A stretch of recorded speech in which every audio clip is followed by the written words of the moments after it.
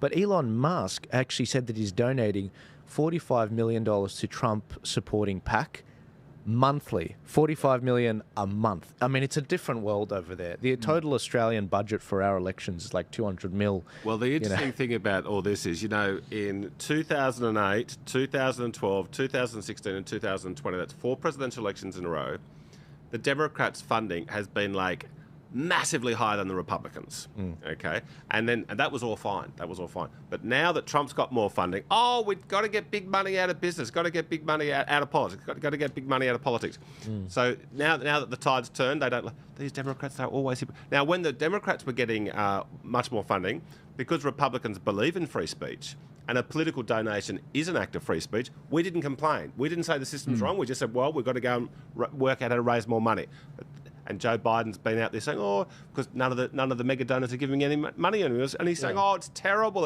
Well, this is how you got elected, you fraud. Yeah. Well, it's astonishing. Absolutely. And just before the debate, I think, wasn't it like George Clooney raised like $27 million for him as well? Wasn't complaining about that. That's right. But that also brings up that Hulk Hogan was saying the same thing as Elon. Elon, not long ago, was like, you know what, I want to remain impartial. I'm not going to make a commitment to either party, until things started to change and he started to see the direction that the US was heading in. And he's like, well, now I have to take a stand. I have to make a choice. And that's obviously why he's supported Trump and the Republican Party. And after the assassination attempt, now are donating that $45 million monthly. Yeah. Yeah, I think did he call, I may have heard this wrong, but I think Elon called it like a death cult or something, this DEI.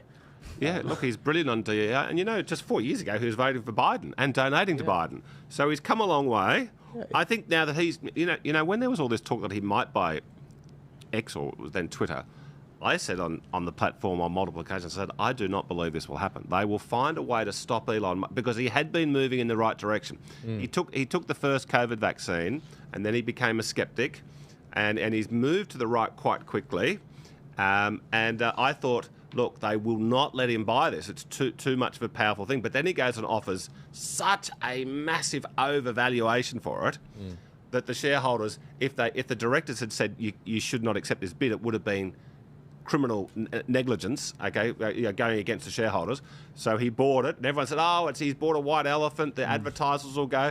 And Elon Musk said, look, if the advertisers go, they can get lost. I don't even need them. I'm not doing this to make money. Go F yourselves. What a great man Elon Musk is. Yeah, and we need more of it. And that's the real question. Where does that come from? Is it from his South African heritage? I think there's something to do with it. There's a bit of a reality that he understands there. Yeah, I think that's... Yes. Because it's interesting. DEI almost got... who knows?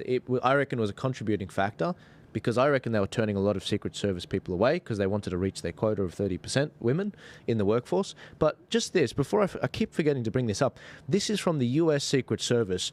This is a post they did 2 weeks ago where they